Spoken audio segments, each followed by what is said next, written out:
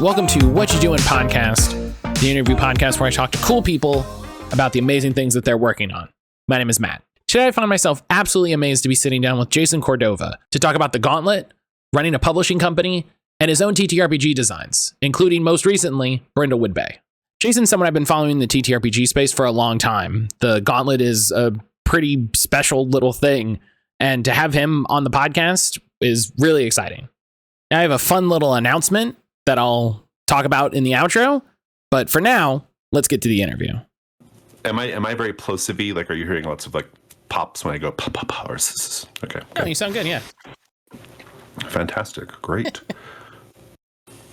I love after all of the like years of doing podcasts, you're still like, how do I sound? Am I good? Okay, cool. Whereas I'm like a podcast guy. Yeah. I'm like, I don't know, record. Let's go. We'll figure it out.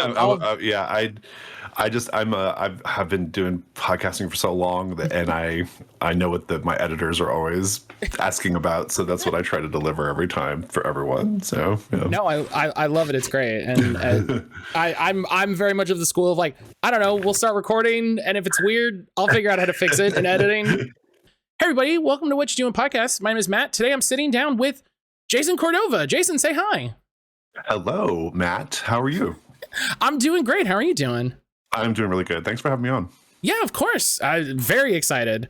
This is one of the weird episodes of the podcast where Jason doesn't have anything like new or anything. It's just like we're just chatting with Jason about what he's done over the last, I mean, we said at the intro, like almost decade of doing stuff with the Gauntlet and publishing and all that. Mm-hmm. Yeah, I think this. So I want to say last year was our sort of like 10-year anniversary, I guess, of the Gauntlet. And this would be the 10th anniversary this year of like just me doing podcasts and stuff, right? So this is I've kind of like renewed my podcasting focus this year, kind of in honor of us starting podcasting 10 years ago. So yeah. I like the idea of after doing podcasts for 10 years, you're like, you know what I should really get into? Podcasting. I should really get into this podcasting thing. Yeah. Before we get too deep into it, for people who might not be familiar with you, go ahead, give us a quick little intro, who you are, what you do, pronouns, and basic stuff. Yeah, I'm Jason Cordova. I use he, they pronouns. I am the founder of The Gauntlet, which is a gaming community and publishing company focused on independent tabletop role-playing games, pretty much however you define independent tabletop role-playing games, but within a focus on story games and a little bit of the OSR. As part of my duties in the Gauntlet, I co-host a few of our podcasts, the aforementioned podcasts. Fear of a Black Dragon is one of those, which is about old school adventure modules through a story gamer lens. I also co-host The Darkened Threshold, which is about mystery and horror in role-playing games, and specifically the games that I publish. And we just restarted the Gauntlet podcast. That was our very first podcast from 10 years ago. We just restarted that in a new version called the Gauntlet Podcast Second Edition, where my co-host Wes and we take a look at an old story game from years ago, and we talk about what we would do if we were making a second edition of said game. And so that's another show that we're doing right now. But so podcasting is a big part of what I do. I am a publisher of people's games. I am a creator of games. Probably the games that most people are going to know that I've made are going to be Brindlewood Bay, The Between, and Public Access. Those are the three that were authored by me. I'm also the co-author of the Silt Versus role-playing game along with Gabriel Robinson. And I've published a bunch of stuff from other people, probably most famously the Trophy RPG by Jesse Ross. And I eat, breathe, and sleep role-playing games. It is just a non-stop thing for me. So yeah. And it's increasingly easy to do that once you take once you take a step to being like one bit more clued in than the regular person. I feel like starting the podcast obviously did that for me, but even just before, as soon as you start keeping up with even just a few creatives, you realize like, oh my God, there's so many games all the time.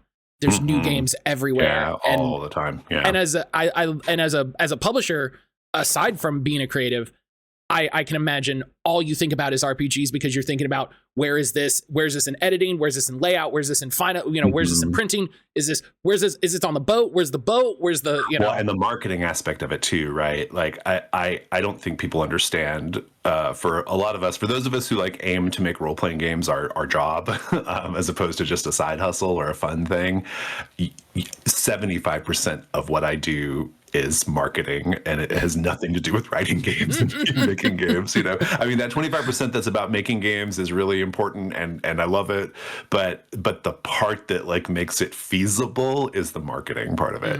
That never stops. But fortunately I enjoy it, so I like the parts of the job that require me to like play my games and talk about my games and just get my games out there. Like that's my, I live in that space, Do you find it easier? Do you find the marketing aspect easier with something like, I mean, I think it wouldn't be too unfair to say the Gauntlet is a fairly unique entity in the TTRPG space, like this combination creative publishing house, fan community. I have the Codex hardback, on my shelf. I almost broke it out. I meant to entirely non-profitable book. Yes, we love the hardcover Codex book. Yeah, and just like, do you find that makes it easier to market, where you have this kind of captive audience, so to say, or do you feel like it pushes you to push further? It's interesting, right? Because I think for me, I make role-playing games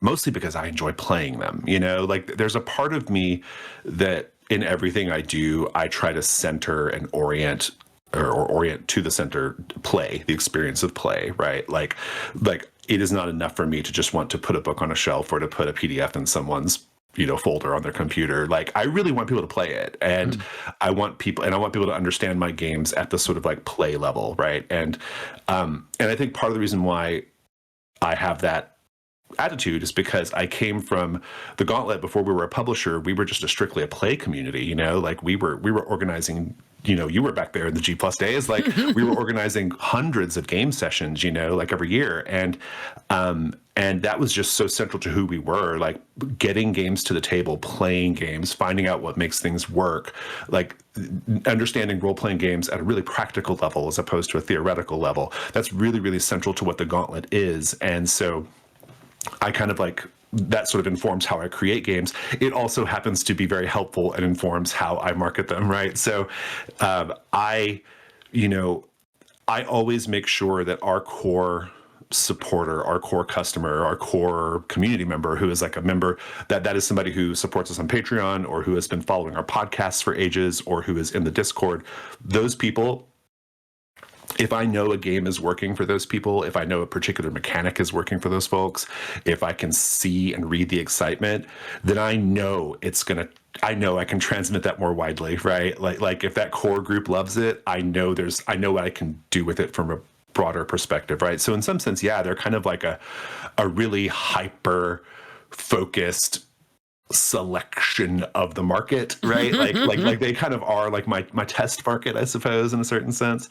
But we just love it, like I mean, yes, I want to sell books, but also I just really like playing role-playing games. I really like running role-playing games. I have a YouTube channel where you can go watch me running hundreds of sessions of role-playing games. And I love it. And happily that is also marketing, right? Like it's the thing I love to do, the parts of the hobby that I love, I have been able to translate those into things that also help me sell games, right? So if somebody sees me running one of my games, they are not just, getting presumably a entertaining experience of watching me run a game or watching our players, play them, but also like learning how to run that game, right? And getting a good sense of that. And so maybe they'll be more interested in trying it themselves, So yeah, it all just kind of comes back to play and all the different ways that play informs how the Gauntlet operates, how I write games, how my collaborators, like how we create things. Like play is just so central to it, so this might be worded oddly. So the Gauntlet, like I said, is a very unique space, very interesting thing where a game will sort of perkle up from you or a co-designer or something like that, and it'll filter through the community and it'll get played and played and played and played and played, and then it'll eventually reach Kickstarter, and that'll be what most people experience. Right. Yeah. Do you find that that's sort of like, I don't want to call it design by committee because that has like incredibly negative connotations, but like, do you find that playtesting, that like severe honing and playtesting, do you ever find it like chafing as a designer, where like, do you ever feel constrained by that? Or do you feel like since you have, like you said, you have this incredibly focused, excited test group, like, do you ever feel pressure that you have to design to what they like? And do you feel pressure from their opinions? Yeah.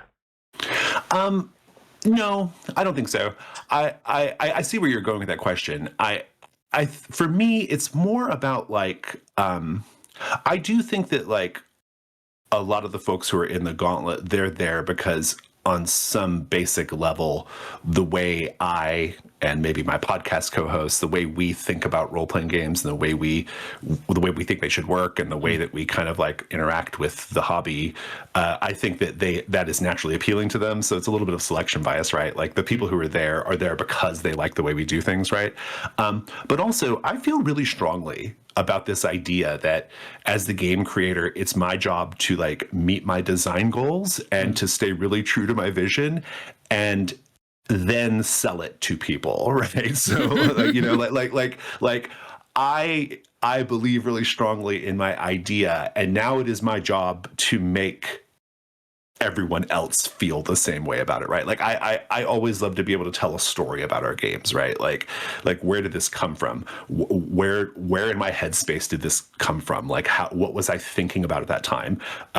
Maybe it's a mechanical thing. What was I thinking about in terms of the game's mechanics? Like how was the design informed by other games that I've been kind of we've been playing or talking about or noodling around with. And so, yeah, I kind of feel like part of my job is to also like to convince those people like, yeah, this is the next thing. This is the thing that we're all going to be excited about, right? And that maybe doesn't always work, but but I do like to think that I get enough of them eventually on side, I think it helps that I do have really, really open lines of communication with our sort of core Gauntlet folks. Like we've got podcasts where we are talking about things, right? Like I am very available in our Discord. Like I hang out there. If somebody has a specific question about one of our games, oftentimes the community will answer it, but I don't mind getting in there and kind of sharing my thoughts as the game's creator, like what I think, So I think there's also like a sort of communication aspect there that makes it easy to then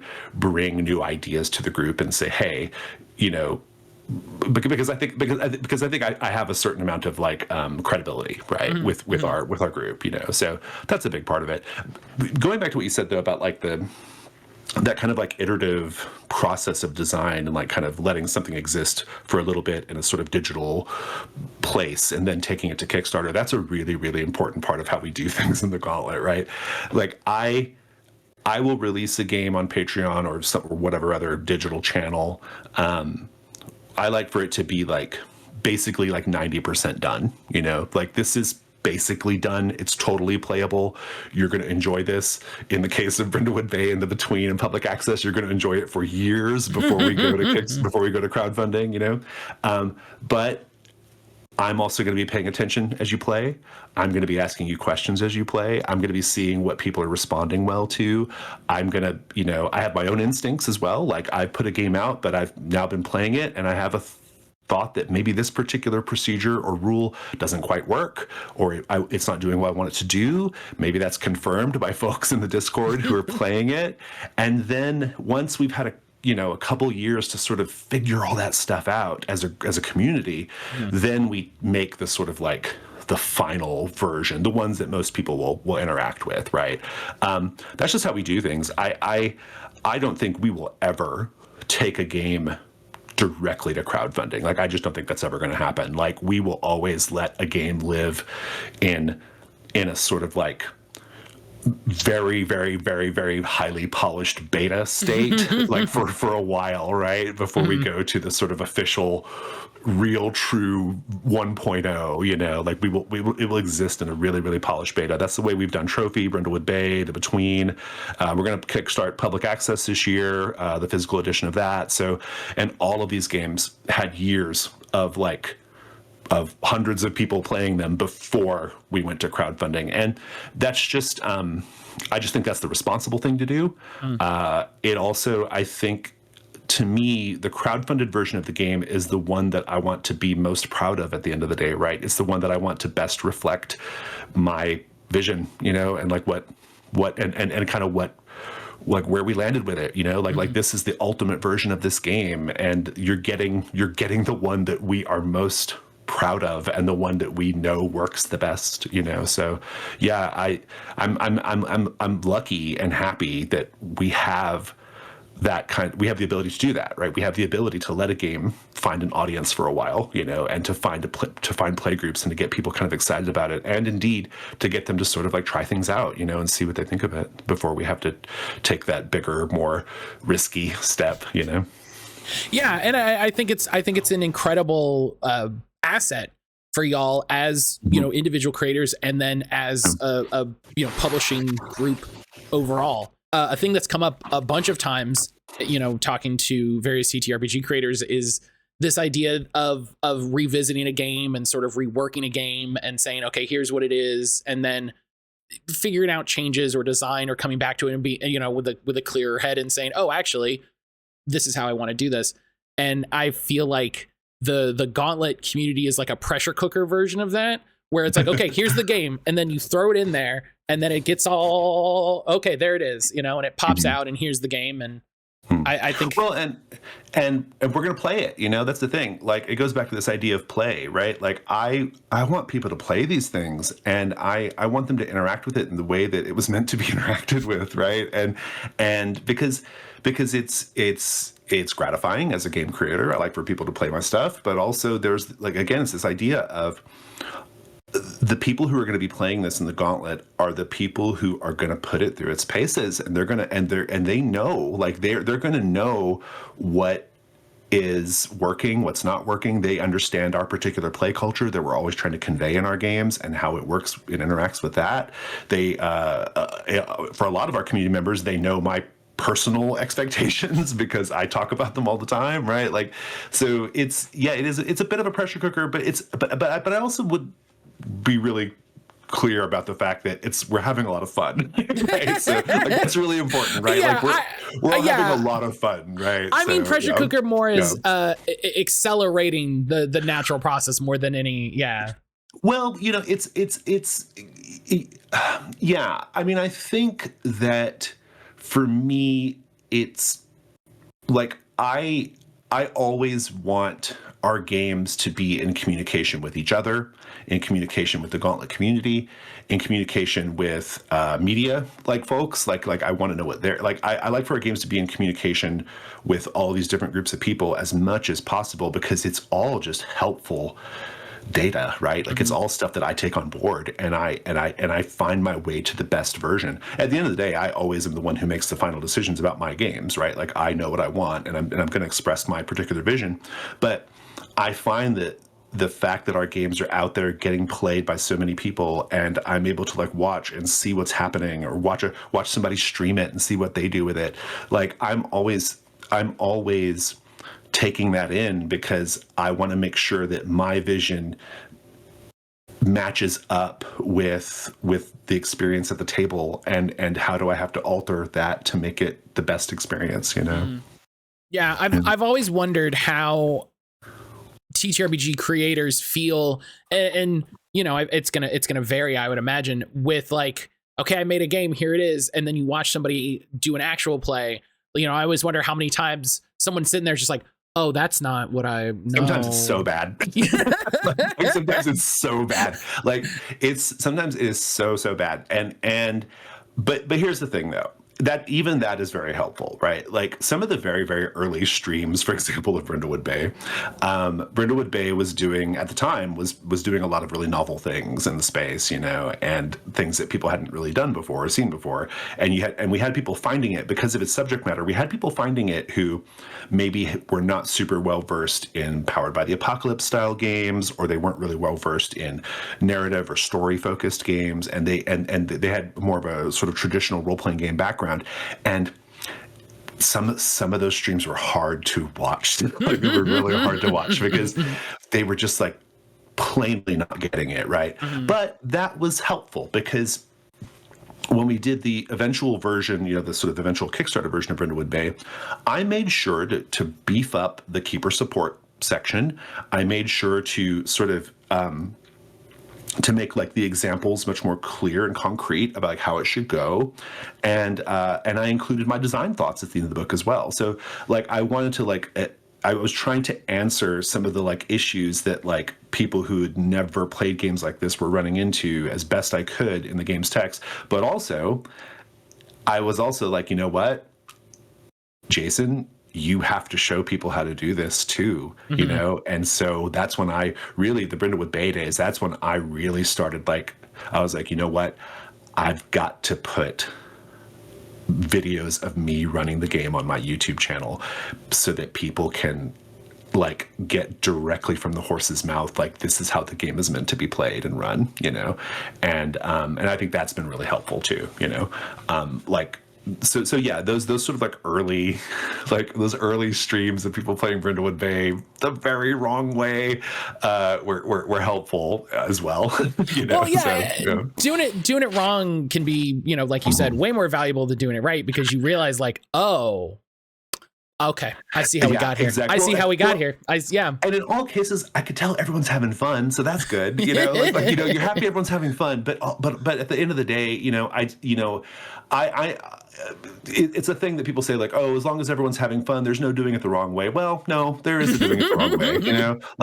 I'm glad you had fun. I'm glad we're all having fun. But as the game designer, I do have a particular intent, and I do. It can be fun and wrong. It can be both things.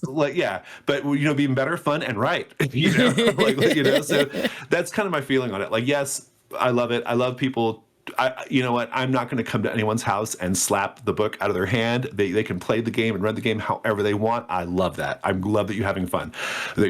But me as the publisher and designer, I do feel a responsibility to at least put my marker in the ground and say this is the way it should go, right? And so No, I think that's totally fair, and I think that's one of the exciting things. I was looking on YouTube. I was like, I wonder if Jason's done any interviews, and all of the Brindlewood Bay videos came up. And there's actual play is such an amazing thing. It's so cool to see games run by people who are so clued in. They know what they're doing. They understand, narrative form and dramatic tension and all of these things. But I think it's something so special to see the person who wrote the book run the game. I think it's something just one step more exciting. I don't want to say better, but more exciting to be this is the person who put those words together. Here's how that's going to go.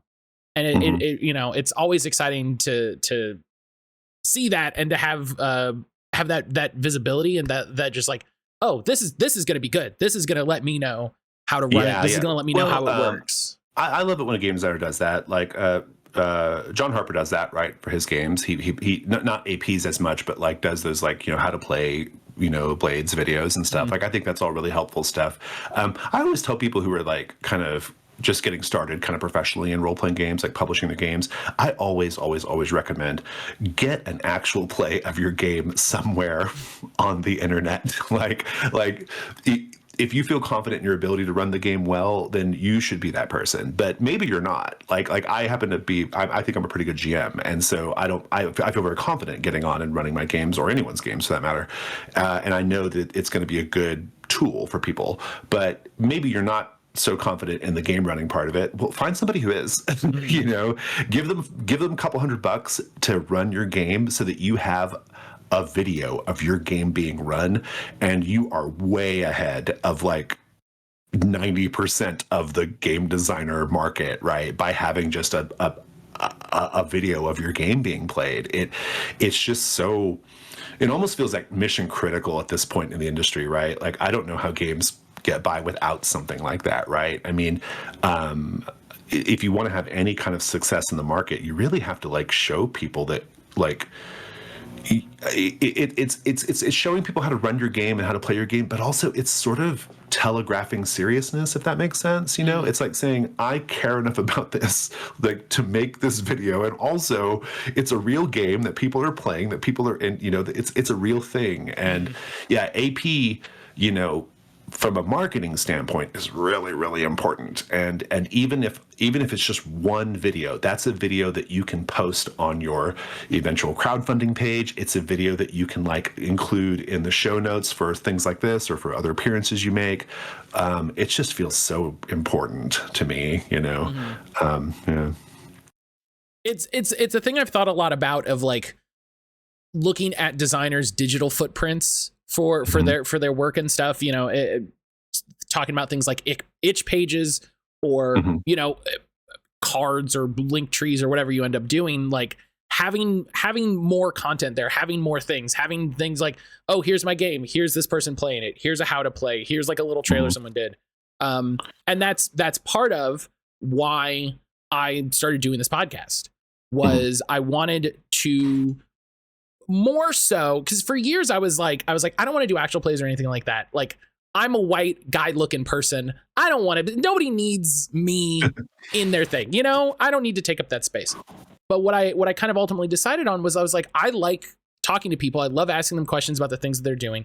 And I love having that opportunity to help them promote themselves and talk about their stuff. And I was like, I'll just do a podcast where people talk about their thing. And then they're like, here's me talking about my thing. If you want to know about my thing, there you go. Exactly. I'm talking about it. I asked all kinds of questions. You questions, we probably talked about it. Yeah, that's great. And people have been so excited.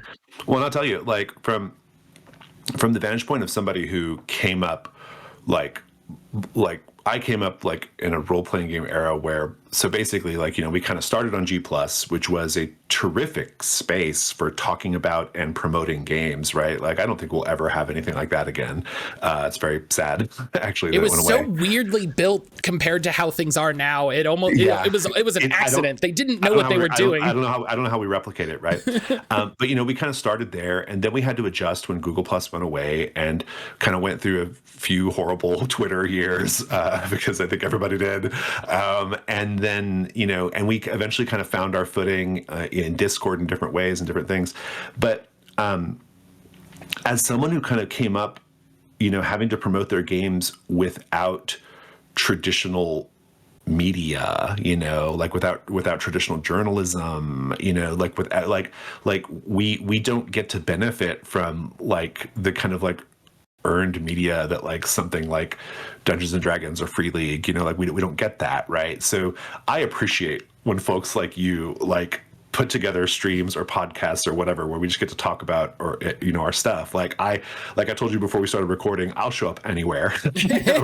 I'll show up anywhere to talk about my games because I get it, you know. It's like you've got a new game, you've got a new thing you're working on, and you just want people to engage with it in some way. And so you're looking for every place that you can to engage. And this industry can be really hard in that way. You know, it can be really, really hard. But on the plus side, for folks who are maybe watching this, thinking about kind of becoming more professional, on the plus side, you also don't need a whole lot to succeed. I mean, it depends on how you define success, but you can do a lot with not much in this space, you know, like you really can. And so you just have to kind of like find your lane, find your niche in the market, believe in your idea, and then, and find people who are willing to talk to you about it, you know, and do your, you know, if you've got an old school adventure module, like get in front of my face or my co-host Tom's on Fear of a Black Dragon. Like we will,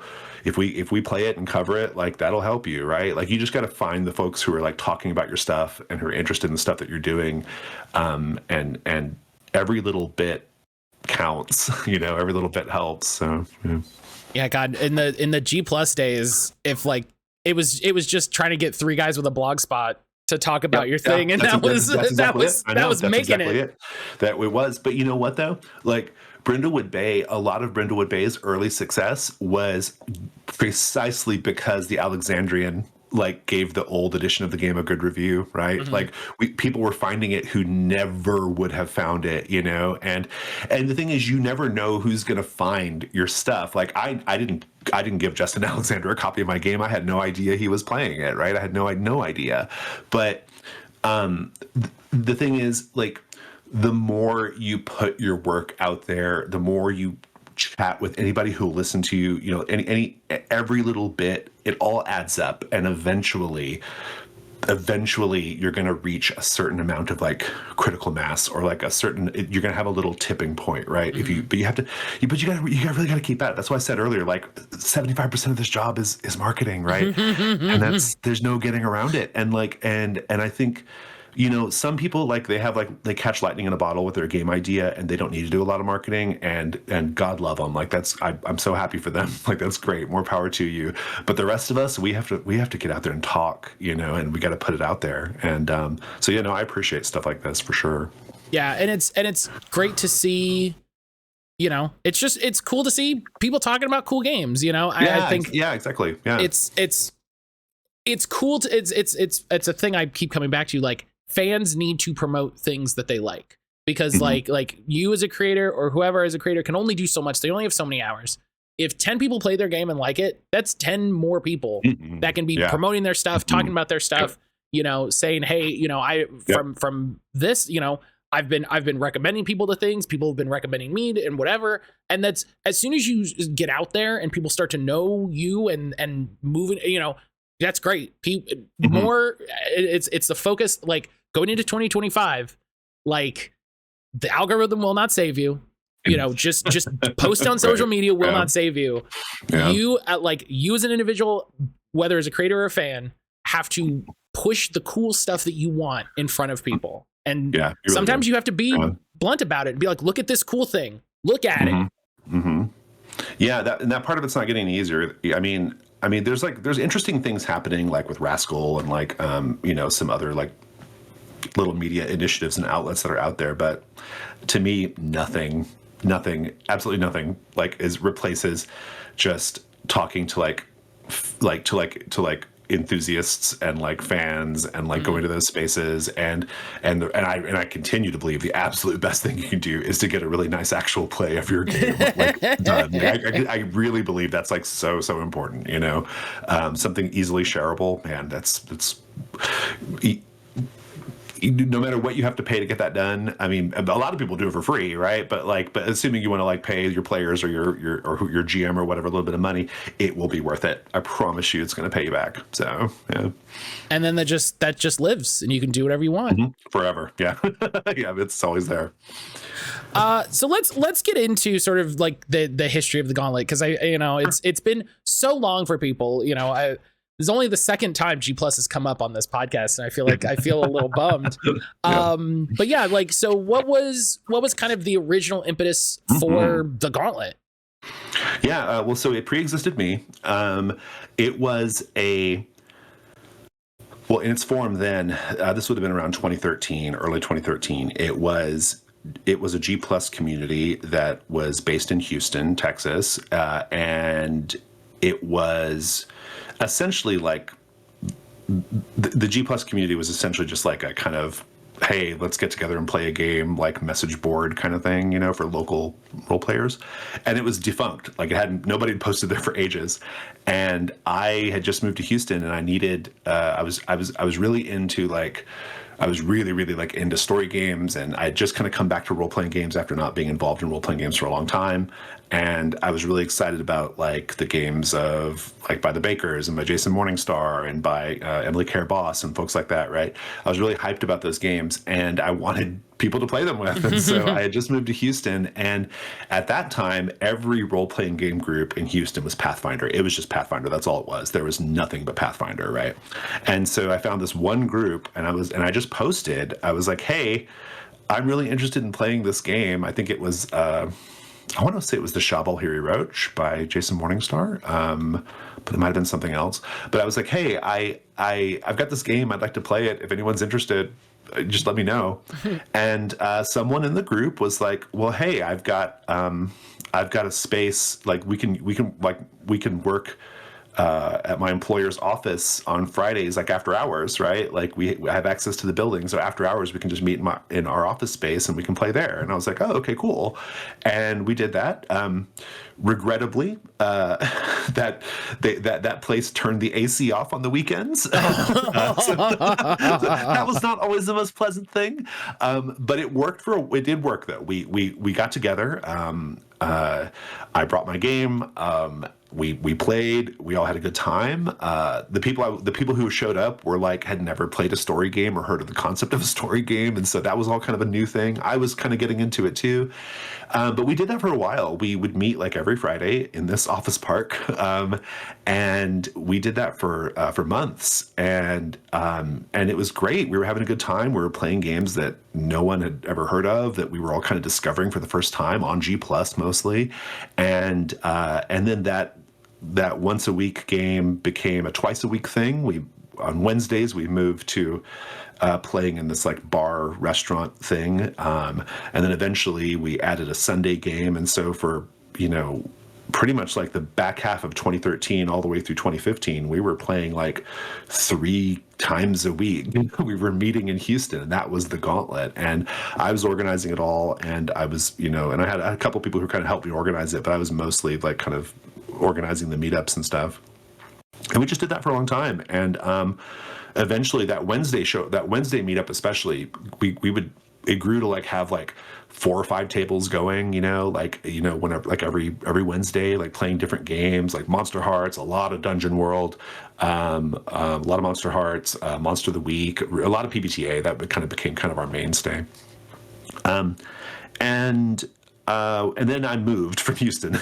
So I moved from Houston in late 2015, and I wanted to keep touch with the community that I'd helped build. And so we kind of made the Gauntlet more of an online thing, or it became kind of an online thing. And so we sort of set up this online play calendar, and we kind of got good at playing games online as opposed to face-to-face.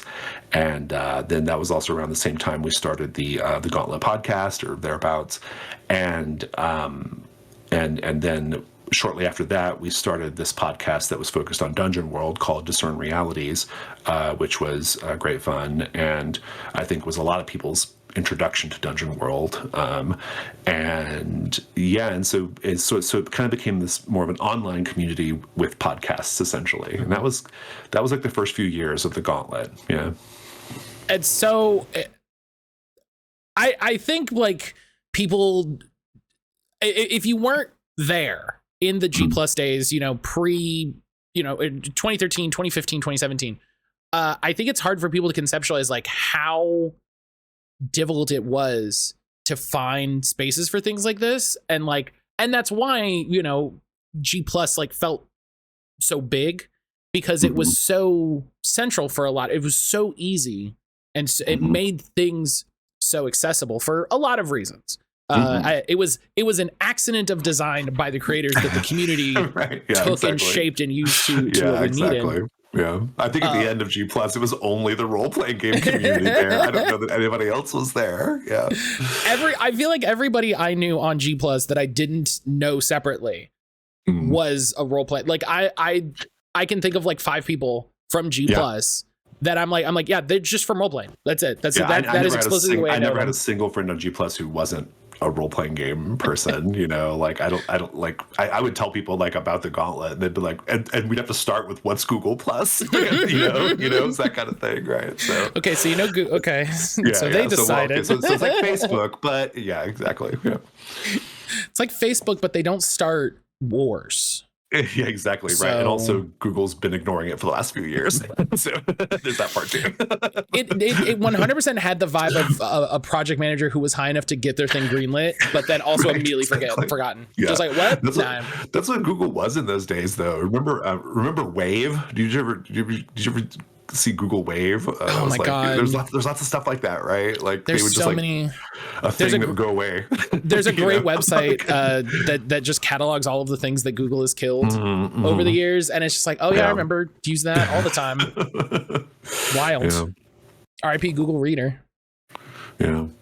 But no, yeah, the early days were that was the early days of the Gauntlet. It was very focused on like play, just playing games, face to face and eventually online. So, do you think that focus on playing just here's a game, I brought it, we're gonna play it? Do you think that like is why that community built so strong and has stayed so strong through however many iterations and moves and platforms and changes?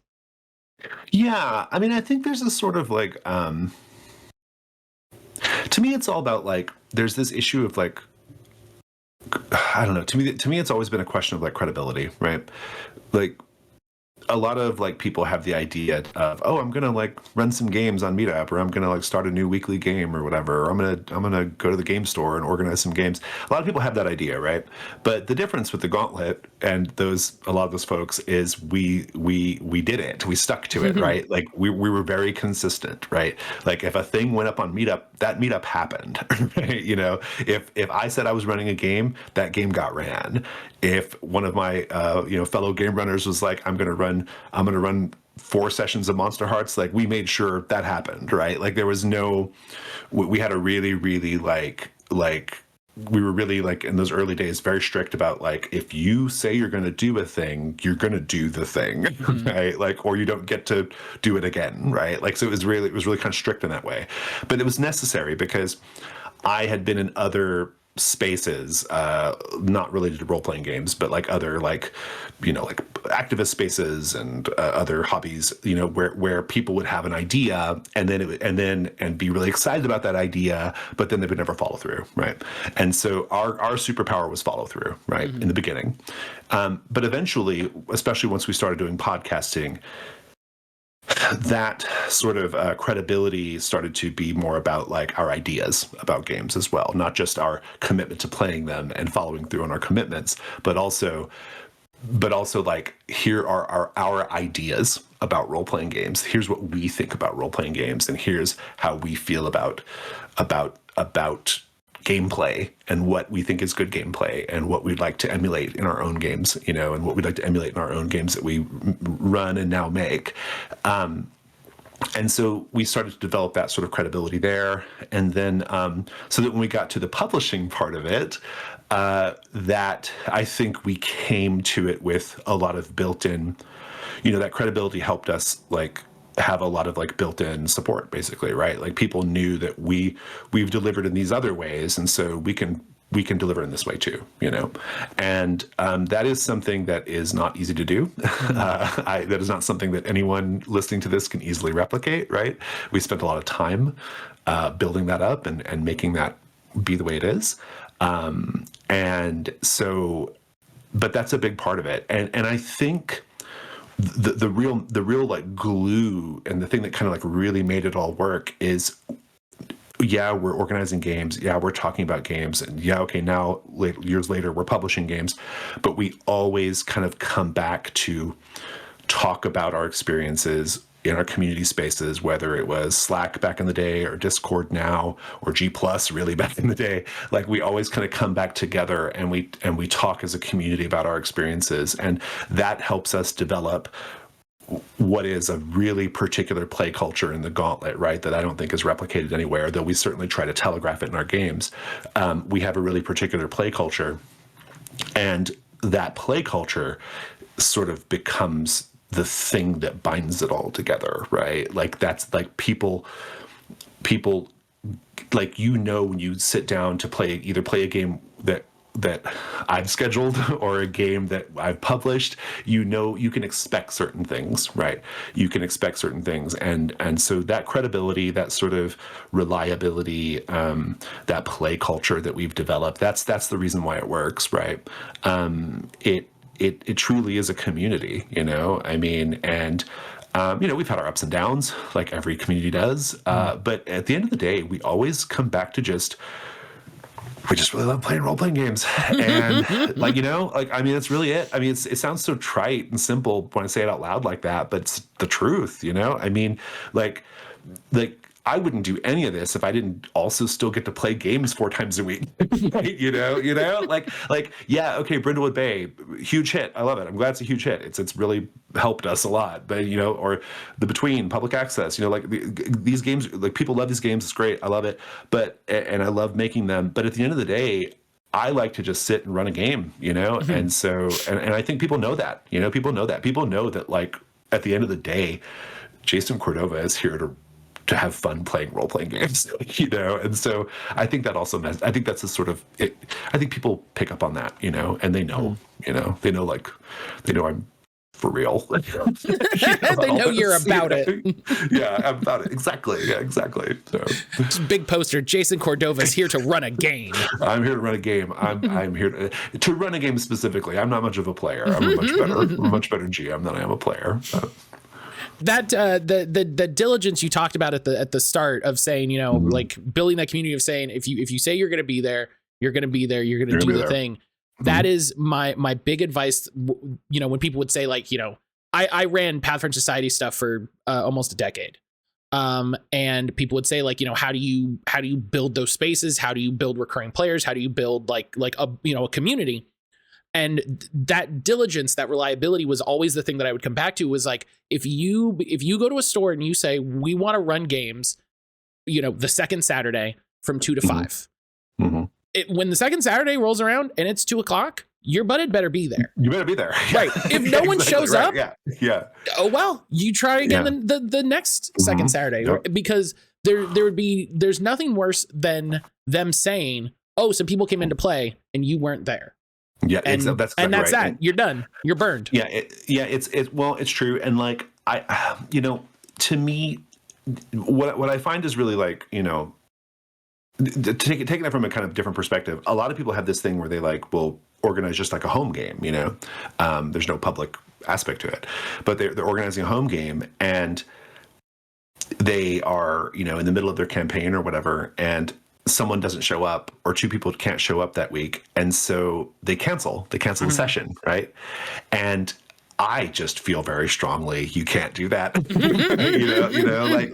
Like maybe you can't get around it. Maybe that person's presence is really, really critical in that moment in the story. But I'm going to suggest that 90% of the time you can still play your session, right? Like I talked about this on Fear of a Black Dragon. I think Tom and I did an episode about this, I don't know, earlier this year, where we talked about, like, still play your session, right? Like, play your session, like, find a way to do it. Maybe if you can't play the game you're meant to be playing, find something else to do as a one shot, because what you want to do is you don't want to lose any momentum, like, because it's so easy to, like, just lose momentum, so Joe doesn't show up one week, and so we cancel one week, but then the next week that maybe gives Sue permission to not show up one week, and so you're like, okay, well, we'll cancel this week, and next thing you know, you've gone 3 or 4 weeks and you haven't had a session, right? And you might as well just pack it up at that point, right?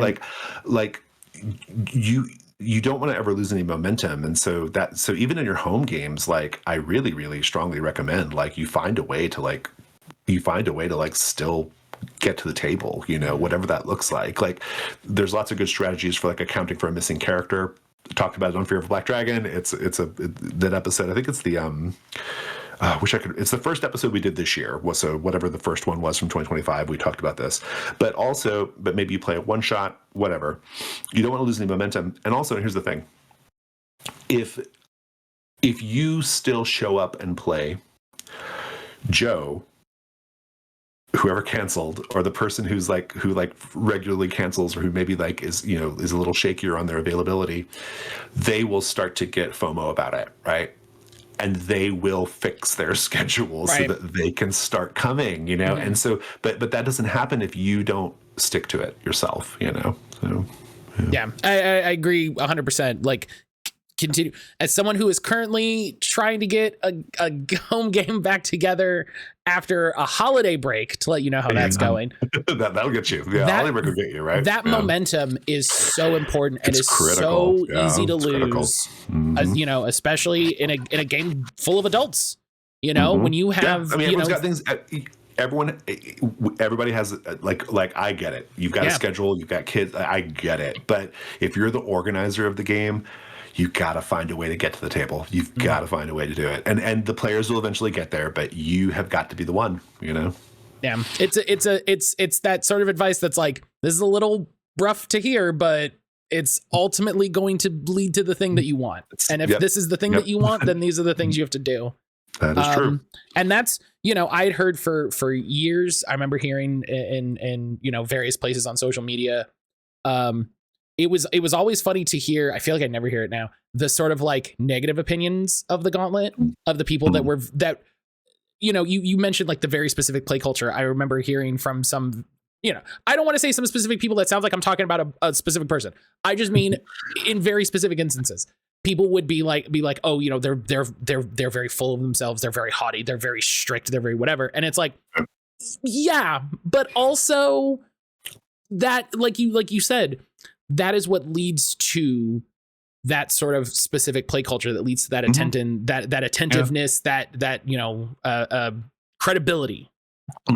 Yeah, that's it, right? That's it. I mean, like, I don't know, like, with Gauntlet's been around in its current form, it's like, you know, post me finding it form, has been around for over 10 years, right? And there's like, you can't argue with the results, right? In 10 years, I've had to weather so many opinions, so many things over the years of like what we're doing or not doing, like personal things about me, things about the community. I've seen it all and heard it all. And you know what? The Gauntlet's still here. The Gauntlet's never going away. We're going through like a nasty little business period right now because we have all these absurd tariffs we're trying to negotiate, but the Gauntlet's still going to be here. You know, like, you know, and it's because at the end of the day, I think we just all like enough people care about what we're doing, and if your relationship to role-playing games is I want to just play them and have fun with them, then we're for you. You know, like that's it. Right. Like we have no other agenda. Where's the anti-Gauntlet? Like, if all these people that have all these naysayers, where is the thing that's like the Gauntlet that's the opposite? That's the opposite. Yeah, I mean, like my thing is like I don't know. Like I don't know. Like I don't know what else we can do apart from hundreds of hours of podcasts where I and my co-hosts talk at length about our philosophy of gaming and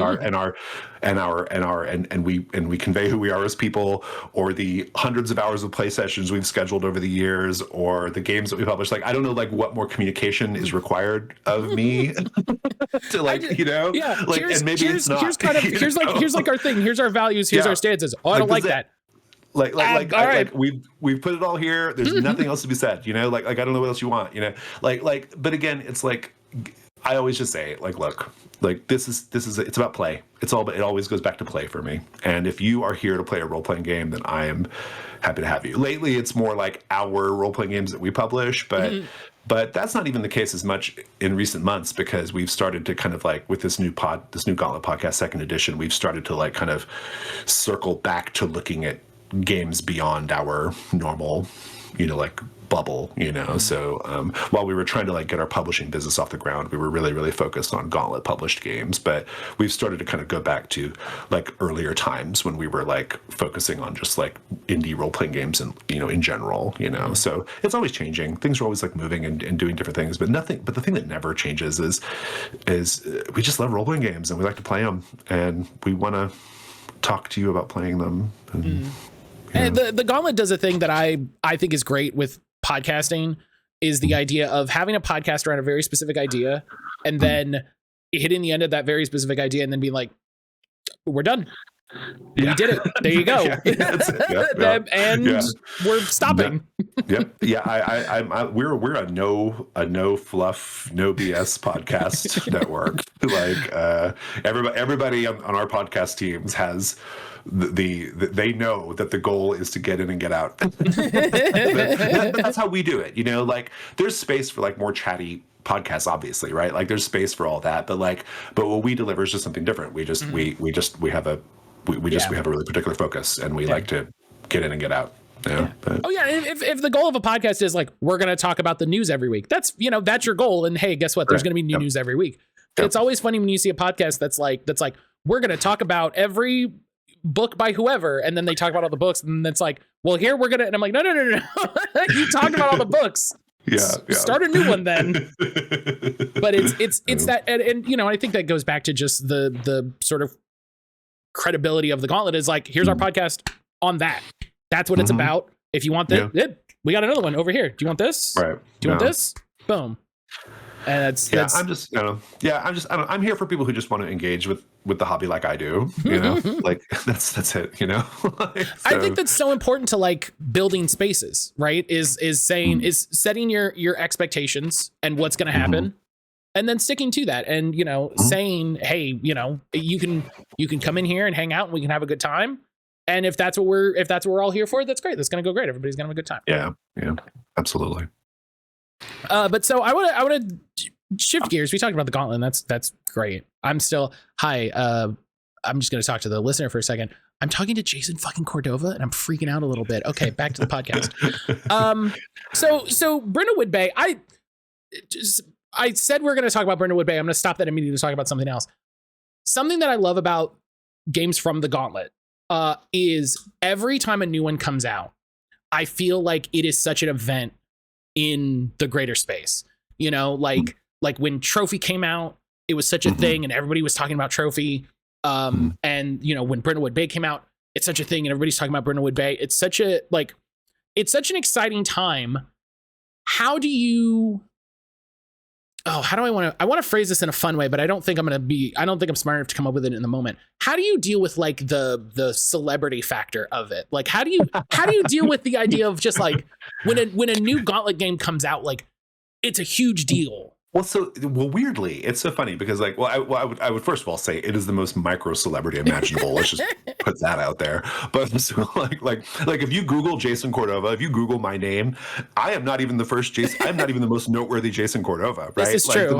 As a person who did it today, this is true. The most noteworthy Jason Cordova is this like sci-fi author who occasionally forwards email to me that got to him by mistake. Right? That's funny. So that's one thing. But actually, it's so funny because like when we put something out, I've actually trained myself to not expect any kind of feedback for weeks because it takes people time to like read it and process it, So I'm actually like really, I've gotten really good at like putting out a new scenario or a new game or whatever, and just sort of like putting it out there and just like moving on to the next thing, right? Because you have to give people time to like catch up with you, right? So that's one thing. Another thing, though, I'll also make, and I think is worth pointing out, is I don't hang out in non-Gauntlet spaces, and so to the Gauntlet, I'm just Jason, and like there's I'm the guy you message when you I'm the guy you message because like Discord auto flagged your comment or what. Jason, I can't get into this set of channels. I think my role's weird. It's right. It's like that, right? So it's like I don't like perceive it that way, right? So it actually always comes as a big surprise to me. Even still, it comes as a big surprise to me whenever I find people being excited about one of our games, like outside of our circle, right? Like that always surprises me. It's delightful. I love it, but it's always a surprise because I just don't know that people are, like when Public Access came out, for example, probably my most personal game. Like of all the games I've ever been involved with, it's the most like personal game. Like it is so much of just my brain and emotion, right? And I had I didn't know it was getting the uptake that it was getting. Like I had no idea. And until I started to see like a couple of like bigger name people like finding it and playing it, and I was like, holy shit, like Public Access managed to break through to people, like I didn't know that was happening, so there's a lot of like just being so insular in the Gauntlet that I'm just not aware of it, right? So there's a negative part of that too, though, right? Like the really downside of that is I just say whatever the fuck I want on Blue Sky or Twitter or wherever, right? And I don't think about it in terms of like people having an expectation of of me, you know, like I'm just like whatever. I'm just like I don't, you know, you're like I'm doing a Blue Sky post and someone is like Jason Cordova just said, and you're yeah, I know, yeah, like I like it's not so much happened on Blue Sky, but like on Twitter it was such a thing, right? Where like I would just like say something totally to me just totally innocuous, like something that was just a big nothing, you know, like I stopped thinking about it as soon as I said it, you know, and like people being like either really upset about it or like really like, oh, like I said the most profound thing, you know. Like, and to me it was just like a big nothing, you know. So yeah, there's that part of it, right? Like it's not like I don't know if it's I don't know if it's celebrity as much as it's just like I guess like now I've reached the point where very big names in our industry know what my thing is, and that is like the closest I've ever felt to like, oh shit, like this is like, you know, like Keith Baker, big fan of Brindlewood Bay, right? Like when Keith Baker reaches out to you because he wants to like talk about Brindlewood Bay or like wants to play Brindlewood Bay, like you're like, oh, like something's happened here, right? Like you like you've achieved something here. Did you mean the sci-fi writer or which Jason was talking about? Yeah, you know, but you have like moments like that, right? Like I it's not announced yet, but like one of our games is getting covered on a really, really big YouTube channel soon. And that's going to be another one of those moments where it's like, oh yeah, like people are like finding your thing, you know, and so it's weird, but also like, but it's ultimately it's very gratifying, right? I mean, like what I like even more is I love when people like send me pictures of I ran Brindlewood Bay for my local group and we all dressed up as our characters, or we all like we made tea and scones or whatever, you know, like you know, like I love that, you know, or like the thing that people do with public access is they'll like they'll make like their own like videos, you know, they'll make their own like little Odyssey tapes of their own like weird analog horror videos or whatever, or they'll make like, or they'll have like little handouts that are kind of like, you know, kind of vintagey 80s handouts or whatever. Like that's what I love. I love that. Like to me, that's like the coolest thing in the world. Like I don't like, and those are people who may never know my name, and that's great. I love that they just love my game. and my game inspired them enough to do something like that, you know? So it's cool. It's fun. It's very gratifying.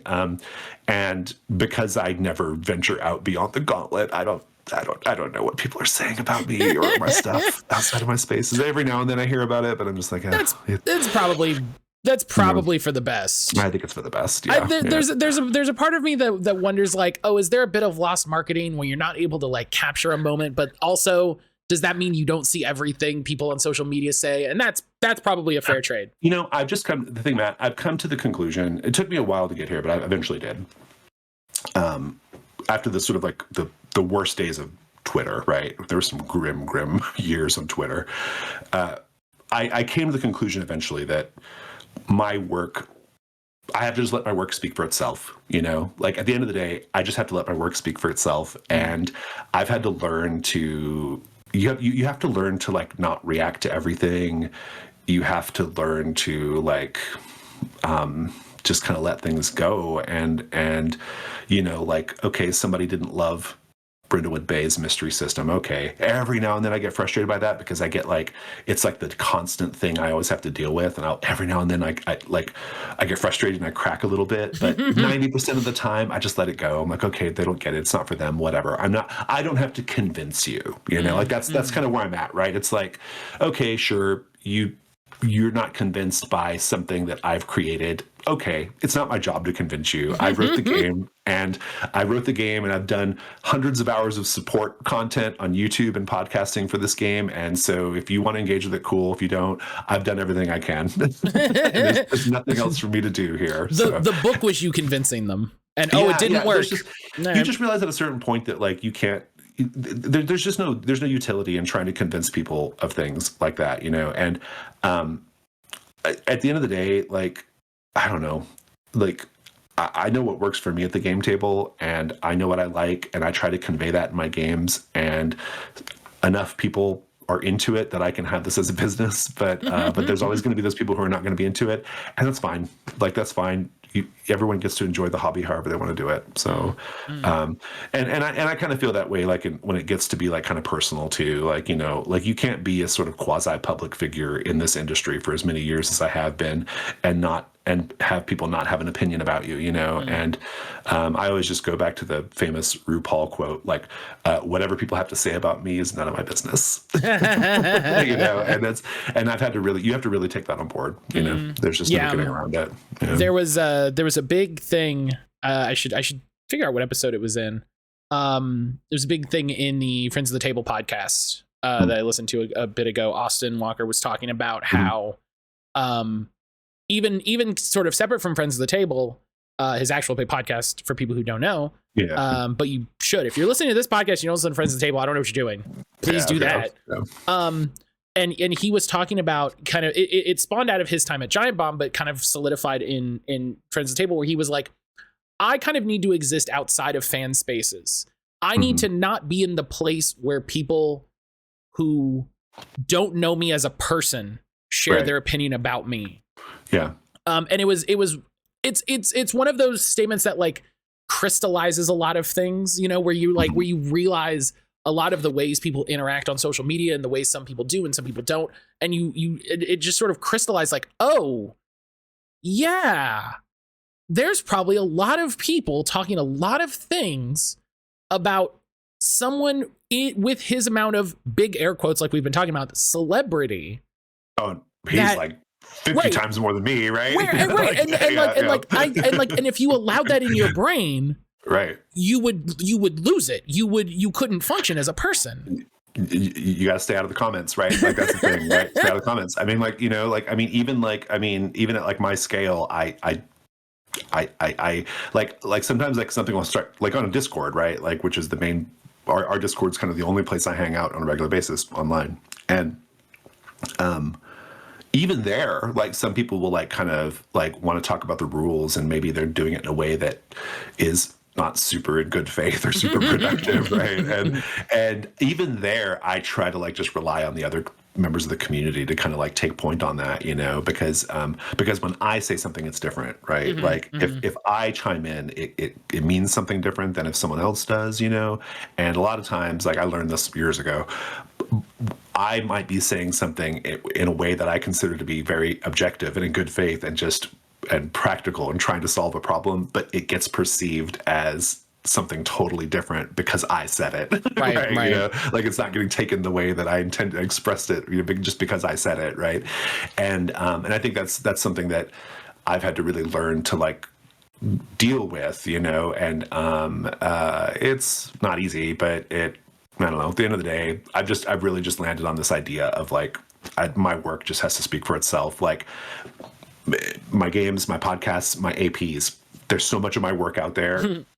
It has to speak for itself. That is my communication. There's like, I don't need to do anything else, you know? So. Yeah. And that makes sense. Like you said, especially when you have so much of it. And I think like that's part of a point of a game. You know, it's like what things do you find important in play? What mechanics, what values, what systems, whatever, you know, what do you find valuable and important? And hey, guess what? It's in the game. I put it in there. Yeah. Okay, so now we're actually going to talk about Brindlewood Bay. Sometimes I get a little ahead of myself, and then I realize, wait, no, I had 2 more questions. That's how it goes. So Brindlewood Bay is great. I was rereading the non-Kickstarter version, and then I was reading the Kickstarter version, and like Jason said at the beginning, they're like basically the same. They're basically the same game, in a way that I think like speaks to the value of being a member of the Gauntlet. I think is a great selling point to be like, hey, if you want to like play cool games with cool people. When you get access to these games, you're getting the game, you know, you're getting what it's going to be, with very small minutia and, you know, probably layout and language. And art and support material, basically, right? Yeah.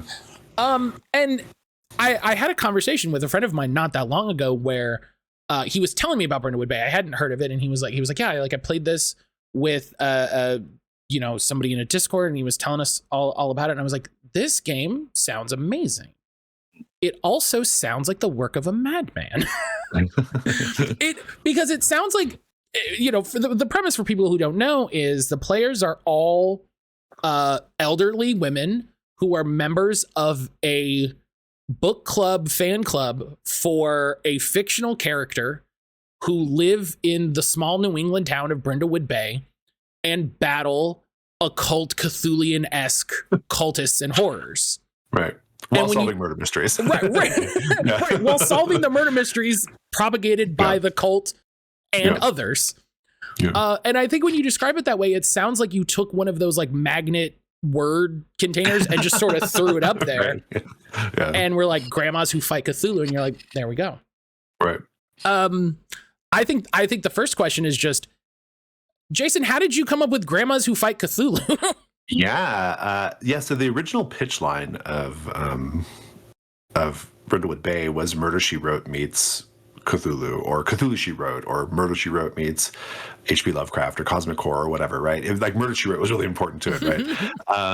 I actually don't remember where the core idea came from. I do remember how it came about, like, or I remember kind of when it came about. Like, I was originally making, I started working on The Between, which is my game about monster hunters in Victorian era London, which that's actually getting ready to pre-order pretty soon. But I was making my game The Between. This was like late 2018, early 2019. And I'd been working on that for a while, and but I was running into this like problem of, I knew that I wanted it to be like an investigation game, like the characters were not just fighting monsters, they had to investigate the monsters, and but I also knew that I had like some kind of competing ideas for how I wanted the kind of fundamental mystery system to work, because I had a lot of problems with like how mystery systems and investigation systems work in role-playing games, right? And so what I wanted to do was I wanted to create a smaller game, and that now has to go in big quotes, a smaller game. I wanted to make a smaller game that I could just try the mystery system out with, right? Because The Between had like playbooks, and I'd written all kinds of stuff for it, and I didn't want to have to reinvent the wheel every time while I was trying to sort out the mystery component. And so I wanted to make a smaller mystery-focused game that would just let me try out some of these ideas. And I do distinctly remember being on Twitter and kind of just talking about this, and kind of like soliciting ideas, like what would be a cool idea for a smaller mystery game. And I don't remember who it was, but someone said, oh, well, there's never been like a Murder, She Wrote type game, like a game of like a sort of like cozy mystery, murder mystery game. There have been games like that, but like that was a, relatively unexplored territory in role-playing games. And I was like, okay, that's cool. And then I remember someone else said like made a joke about like Murder, She Wrote and like Call of Cthulhu, right? Like they kind of made like a little joke, and I remember that's when I kind of landed on, I was like, oh, what if it was Murder, She Wrote meets Cthulhu, like what? And then very quickly it kind of turned into this, like there's this like joke in the TV show Murder, She Wrote. There's this joke that that Jessica Fletcher, who is the main character, that Jessica Fletcher was the one doing all the murders, because wherever she was at, a murder happened, and like how is it possible that like in hundreds of episodes of TV, she's always there when the murder happens, right? And so that was like the joke of like Murder, She Wrote. And so that joke got me thinking. I was like, what if the reason why there are so many murders in this town is because there's an occult conspiracy behind them? Like that's the reason for all the murders, right? So that was really what it was. It was kind of like just playing around with this idea of like an old TV show, nostalgia, cozy murder mystery, kind of trying to come up with like why are all these murders happening? Like the fundamental funny thing about a setting like that is, why are there so many murders? and then somebody kind of jokingly talking about Call of Cthulhu and Murder, She Wrote, and that's how I came up with it. And that early version of the game, had like, I don't know, like 6 mysteries or something. And that early version that was published in like, I guess it was like late 2019, early 2020. It had like 6 mysteries, and then the conspiracy part of it, you just kind of came up with by yourself as the GM. You sort of like, you came up with that part of it, like, on your own. It wasn't really well fleshed out.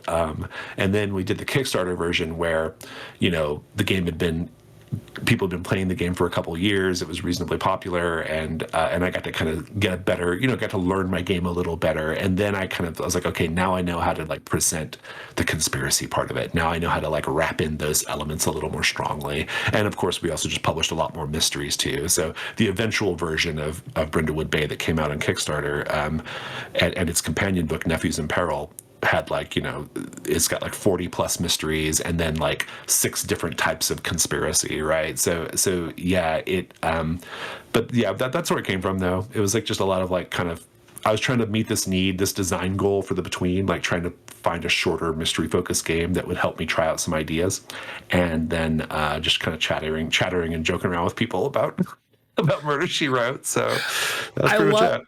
I love. This is the designer thing that makes me laugh all the time of like how did you design this game? Well, I was working on a different game. Yep. And then yep. I bolted awake at 3:00 in the morning and I scribbled down all of these notes and then I made this. Mm-hmm. It is funny to see the commonalities all the time. It's always funny. All of my games, like I said earlier, all of my games are in communication with one another. They're always in conversation with one another. Like the eventual version of Brindlewood Bay. So we did eventually get the Between out in digital form, and a lot of the ideas in that game ended up in the eventual Kickstarter version of Brindlewood Bay. And then a lot of the ideas in the Kickstarter version of Brindlewood Bay got wrapped up into the digital version of Public Access. And now we're coming out with this like kind of, we've been playtesting like this newer edition of Public Access, and a lot of its ideas are informing the other games. And so, yeah, they're constantly like kind of talking to each other in that way. Yeah. What was the point with Brindlewood Bay where you felt that like this has the juice? Yeah. This is something. Interesting. I don't know if I've ever thought about that. The thing was, the big test case of Brindlewood Bay was the mystery system, right? So the way it works, for folks who don't know, is each of the mysteries does not have a pre-planned solution, right? We don't know who did the murder, right? The GM doesn't know who did the murder, or the keeper, as we call them, doesn't know who did the murder. The players don't know no one knows who did the murder. And as you play, the players collect clues, and then you have a discussion as a play group using those clues about who you think did the murder, right? And so in some sense, you're kind of like creating the mystery as you're solving the mystery, right? And that was the part that I didn't know was going to work. It is the part that I still, to this day, have to convince people of whenever I deign to. I don't anymore, but I would always have to like try to convince people like this. Trust me, this is a cool way of doing mysteries, right? And so that was the part I wasn't sure was going to work. But basically, the first time I play tested it, I ran it for a group and we did it, and just that conversation that we had, like where everybody's just like bouncing ideas back and forth, and like we're kind of laughing and talking, and we're talking about this suspect and that suspect, and oh, but that suspect was over here doing this, and so what does this clue mean? Well, maybe this clue means this, and maybe this means this. And eventually we came up with a solution that we thought of who did the murder, and then we rolled some dice to see if we're correct. But that process of like everybody just chatting and talking about the solution to the mystery, as if there was a solution to the mystery already written, and there's not. That was when I knew, I was like, okay, this is going to work. Like, this is going to work. We're doing something really different here. There were other story games before Brindlewood Bay that had like kind of emergent mystery mechanics, right? Syra and Lovecraft-esque, probably a few others I can't think of the top of my head. But Brindlewood Bay, what we did in Brindlewood Bay was we did it in a way that was really easy to do at the table, really, really fun, and done in a way that like kind of makes it feel like, yes, we know the mysteries don't have a pre-written solution, but by the time we're done, it feels like it did, right? Like it feels like it was always that way, right? And so I knew I'd kind of figured it out at that point. And so from a sort of gameplay or from a sort of design perspective, that's when I knew that moment. I was like, okay, I got a winner here. This is it. This is it. From a sort of like sales and marketing standpoint, that's a little trickier to pin down, because I think in the early days for Brindlewood Bay, it was a lot of just honestly trying to convince people that playing a group of elderly women was something they'd want to do at the role-playing game table, right? Like you'd be surprised how many people were not into that, right? And I had to really like stick to my guns on that. Like there was people who wanted it to be like, well, what if you could like make a man or a kid or a young person or whatever. I was like, no, I'm sticking to my guns on this. You're playing elderly women. That's it. Like old women. Yeah, you're playing old women because I have a particular design goal here, and that's the way it's going to be. And so that was a lot of the early days, was just like convincing people that this could be fun, right? But yeah, it was always kind of just humming along. People in the Gauntlet playing it. Eventually, people like Justin Alexander played it, and it kind of started to reach out to a wider audience. Some people on Twitch started playing it, so it was kind of getting played. And then, of course, we did the Kickstarter, which was a huge hit, and that was truly when I knew. I was like, okay, this is for real. I can actually do something here, So yeah. That's a great marker, if nothing else. A big old successful Kickstarter. That'll tell you. It's a very objective marker. There's no, right. Like it's a very obvious thing. How much do people like it? Well, that seems like a lot. That's it. Well, and it's and I owe so much to Brindlewood Bay, because like without Brindlewood Bay, there wouldn't, Trophy was a hit too, and Trophy came first, but Trophy was a hit, but Trophy was maligned by the pandemic, right? Mm-hmm. And the pandemic happened like basically the next month after we were finished crowdfunding Trophy, right? That's all done. And suddenly everyone's schedules were effed up. Suddenly everybody was like, the supply chain was wrecked. Like everything was bad. Like it just like was really bad. And because of like how disrupted the supply chain especially was, Trophy was not profitable, right? Like Trophy, we didn't make any money on Trophy, even though it was like very successful for what it was. We didn't make any money on it. And so I was like, you know what? I don't know if we're going to be able to keep doing this, right? Mm-hmm. Because like, and it was Brindlewood Bay that like made it possible for us to keep doing this, because Brindlewood Bay was a big hit. And so I was like, okay, we have the juice to do this. And I kind of pivoted at that point to sort of like make Brindlewood Bay the real centerpiece of like everything we were doing, right? So, the Between uses the same mystery mechanics. Public Access is like not Public Access, Between, and Brindlewood Bay all take place in the same universe, but it's really obvious from Brindlewood Bay and Public Access that they're in the same universe, And so we were also kind of creating this like, setting as well. And so, yeah, like we started to develop, the sort of carved from Brindlewood design ethos, and we started to do podcasts about it, and we started to just sort of make it really the center of what Gauntlet publishing was, And so, yeah, I owe a lot to Brindlewood Bay. Brindlewood Bay has been a huge like part of what the Gauntlet is. So much so that our website is now either gauntlet-rpg.com or brindlewoodbay.com. Like brindlewoodbay.com will also take you to our website, right? So listen, capture that audience, capture that attention. Well, I think that's smart. The way I look at all of our games, like, yeah, Brindlewood Bay was kickstarted a few years ago, and the books have been out for a while. But I always look at it like someone new discovers it every single day, right? Mm-hmm. Like it's new to someone every single day, and I treat all of our games that way, right? Like to me they are all fresh and new and worthy of my attention, right?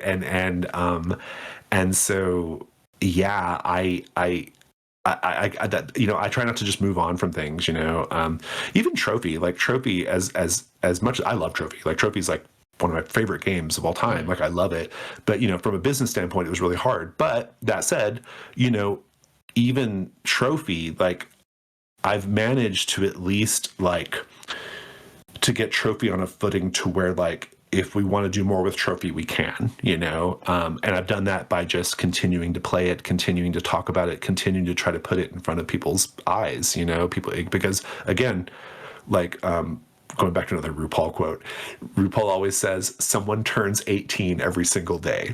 And what that means is every single day, someone is in a place in their life to discover your thing, right? So I treat everything like this could be the, like it's not new to me, but it's new to someone, And so, but Brindlewood Bay really anchors a lot of what we do. And, it's,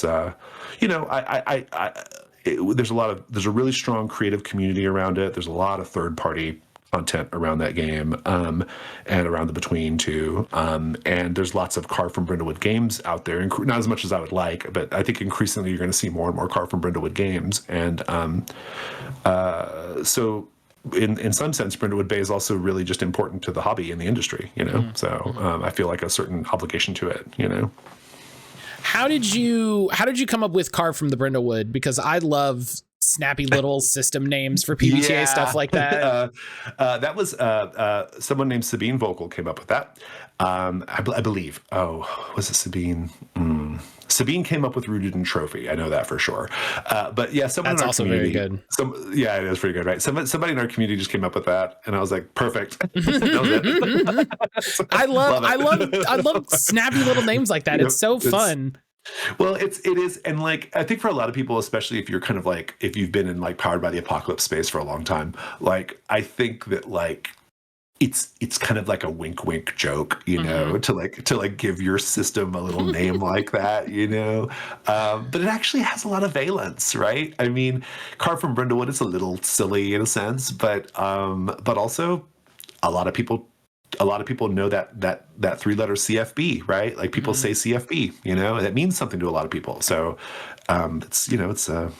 it goes back to that pesky marketing thing. Never get away from it. So I feel like, correct me if I'm wrong, I feel like you have a very like protective and emotional connection to like everything the Gauntlet does. Like even the games that you don't specifically work on, but the games that like you publish as a company and the games you help sort of get out the door and get finished and all of this. Yeah. How do you feel about the third party stuff that comes out of that? Like, I love do it. you? Oh, yeah. Well, because I'm curious. Do you? Because obviously you love it. You said, but I was curious if you distanced from it in a way that we've talked about for social media, and I'm always curious with like creators when they put out a work and then there's iterative designs by other people on those works, like. How do you approach those as a creator? Do you, do you allow them to influence you? Do you push them away for fear of whatever? That seems like a really complicated relationship for a lot of different reasons. Yeah, it's interesting. I mean, for one thing, a lot of the CFB games, especially, well, and Trophy too, for that matter, a lot of the like third-party games and scenarios that come out for these things, a lot of it does originate from our Discord, right? So a lot of the stuff, even though strictly speaking it's third party and it's not published by the Gauntlet, it got created in our spaces, right? Like anybody who's making a CFB game or a Rooted in Trophy game, they can like get on our Discord and get their own channel for it and kind of do their own design process and build their own little tiny core group of people who are super into it, right? In our Discord. Like I love that. So in some sense, we've always kind of been there, But then you have other games like Rosewood Abbey, for example, or what's another one that like Hatchling Games' thing, Cryptid Creeks, right? Like those are CFB games that we had they just happened and I didn't learn about them until they were done, basically, right? But I love it. Like there's this. Regrettably, I don't have the time to read all of these things and internalize them. I just don't have the ability to do it. But happily, my co-host Alex on The Darkened Threshold, for example, he plays and lots of the third party stuff, right? Like he loves it. And he actually worked on Cryptic Creeks, and then but he's played a number of like third party CFB games, and he will always come back to me and tell me, like, you know, he'll be like, oh, I'm playing this game called The Girls of Genziana Hotel, which is a CFB game, and he'll kind of tell me, like, on our show, like, here's what this game is doing that I love, and like he'll kind of break it down for me. And so I do kind of learn it that way, you know, like and I do take inspiration from it, right? Like that game, The Girls from Genziana Hotel, it's like a short form Carved from Brindlewood game. It's not a campaign game. It's like a 1 or a 2 shot, you know? And because of it, and because of like chatting with Alex about it, I've gotten really interested in the idea of short form Carved from Brindlewood games, right? And like, what can I do with a short form Carved from Brindlewood game, right? Like, is there something there for the Gauntlet to do? Yeah, so it totally influences us, right? And I love it. I think it's great. I mean, I'm very, very open to people like making stuff for our games. Like I love when, because all of our games are scenario based, I love it if people make their own mysteries or their own threats for the Between, or their own scenarios or whatever for Brindlewood Bay. Like I love that. I think that's great. The only restriction I ever put on that is if you're going to use one of our named characters or one of our named places, apart from the general setting of like Brindlewood Bay, say, if you're going to use one of our named places or characters, just run it by me first, so that. But otherwise, I don't really care. Like you're free to make as much stuff as you want for our games, and I will. It'll have its own special place on our Discord, and it's there. And like eventually, we're going to put that stuff on the website. We'll try to like link to some of that third party stuff. We've put together this big initiative that we're still working on. There's a Google form that people can fill out, where if you have a third-party product, or you have a scenario for one of our games, or if you have like an actual play, or you have a blog post, or you have just anything connected to stuff we're doing, you fill out this Google form so that we know where it's at, and then we're going to try to like just do our best to like link and promote that stuff as best we're able to, you know, because there's so much stuff now out there that I can't keep up with all of it, but the really good stuff does eventually like get in front of me, you know. I do learn about it eventually, and I think it's great. I think it's terrific, and it's so like it's so satisfying, just in a personal sense. It's really, really satisfying knowing that something you created inspired someone to create something else, right? And we do writing contests all the time. We usually do like at least 1 or 2 a year, at least 2 a year. We do writing contests, and we do that because we want to encourage people to create, you know. Like I'm a big believer in like one of the best ways to engage with this hobby is to create things for it, you know. And I am a game designer who I just kind of got into it. Like no one gave me a job, I didn't work for a game company or anything, you know, like I just got into it. And so, and I didn't have any, like Brindlewood Bay was the first creative writing thing I ever wrote, right? Like I had no background in it. I just got into it. And so I love when people kind of take a chance and like create something. And it's really gratifying when a thing that you made inspires people to like kind of dip their toes into creativity, you know. I think that's super cool. Yeah. And like you said, like it has to be like really satisfying as a creator to like make a thing and have people enjoy it, and that's great. And then like see the legacy of it, and like see the tendrils of it, like it, like, oh, it, you know. It's super cool. I mean, it's great. I mean, it's really neat. I recommend it. It's really fun. I recommend everyone make an incredibly successul TTRPG. Yeah, you know, go for that it. Spawns third-party products. Yeah, would recommend 10 out of 10. Yeah. So I think we're talking about Brindlewood Bay. We have to talk about mysteries. It's just the rule. We can't not. Mysteries are hard in TTRPGs, and I think like, well, I think they're hard because I think people make them hard. I don't think they're hard inherently. I think like mysteries and puzzles in TTRPGs are things that people make hard because if they don't make them hard, they're easy.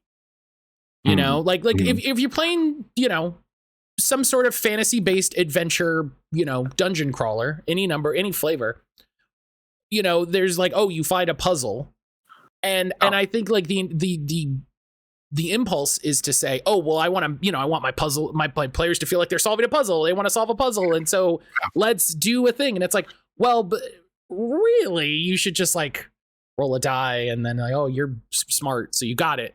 And so I feel like the difficulty around it. We're doing OSR discourse circa 2014, right? I very specifically remember like this and they've had it since then. Again, it comes up all the time. Yep. And I think it's it's that constant combat between like narrative and simulationist play. Mm-hmm. Sure. Yeah. And how did you approach it in Brindlewood Bay when you said like, I'm not going to make it difficult unnecessarily from a gameplay, like a mechanic perspective. I'm going to make it difficult from a narrative perspective in the sense that it's going to be multi-layered and complex and require input from everyone on the table. Yeah. So here's the thing. I have a really good direct answer for this. I am a big believer in role-playing games as a medium of entertainment. And I think because of my deep experience at the table, I think I have a good handle of what our medium does really well, right? And so that is the starting point, right? What our medium does really well, indeed, it's the thing that it only does, no other form of entertainment can do, is collaborative storytelling, right? That's the heart of it, right? Like, you can watch a murder mystery TV show or read a book, and that's great. They all have, there's lots of things going on there that are exciting and enjoyable, but they're not the same thing as a role-playing game, right? Like a role-playing game, we are already, in our form of entertainment, in our hobby, we are already a little bit like behind in the sense that we don't have production values if we're not doing a super polished actual play. We don't have like actors. We have to get around a table and pretend and try to match up all of our respective headcanons. Like there's a lot of difficulty in role-playing games, right? There's a lot of things that we don't have in a role-playing game. But the one thing we have that those other things don't have is we have collaborative storytelling. This is the power of it. Role-playing games, they take what human beings are inherently good at, which is telling stories. That's something we do that we're really good at as a species. We take that thing that people are really, really good at, we add a layer of rules on it to make it a game, and then that's it, right? So from that vantage point, if you think about it in terms of strength of the medium and collaborative storytelling being the core strength of it, my mystery system starts to make a lot more sense, right? It starts to make a lot more sense that unlike in a book where there is a forced perspective and the clues are given to you in a really logical way so that you can solve the mystery, or unlike in a movie where like everything is being telegraphed to you visually and in an audio way, here we are presented with a mystery that takes advantage of the fact that we as people are really good at talking and coming up with stories, right? And so this is the core of it, right? The core of it is we are going to solve the mystery by just telling a story together, right? And it's still deduction, because even though there's not like a predetermined solution, you are absolutely 100% engaging in deduction when you solve a Brindlewood Bay or a public access mystery, right? Because you just are. You are still you're talking about the solution in a way that you would if you were a group of investigators talking about it, right? And so yeah, that's my answer. My answer is, the power of role-playing games is collaborative storytelling, and so my mystery system is all about harnessing the collaborative nature of the hobby and its strength, and just transposing that onto a mystery. You look at something like Call of Cthulhu. a game which I like for many reasons, but the mystery system is not one of them. Part of the problem with Call of Cthulhu and games like it, is you have this situation where what I find ends up happening is you have a couple of different things. One, either like the GM has like no flexibility whatsoever, and if the players don't go into the basement and find the one book, they can never reach the solution to the mystery, right? That happens a lot, right? Or alternatively, the GM, the keeper, realizes that the players are not anywhere near where they need to be, and so the keeper on the fly changes the whole mystery so that it can be solved, right? Like so one of those two things usually happens. It's very rare in my experience that play groups find all the clues in the order they're meant to find them and reach the solution as the module intends you to reach it, right? It's either they don't ever reach it, or the keeper is already changing things so much to make the player's solution work, right? Well, Brindlewood Bay and ilk just say, we're just going to do that from the beginning.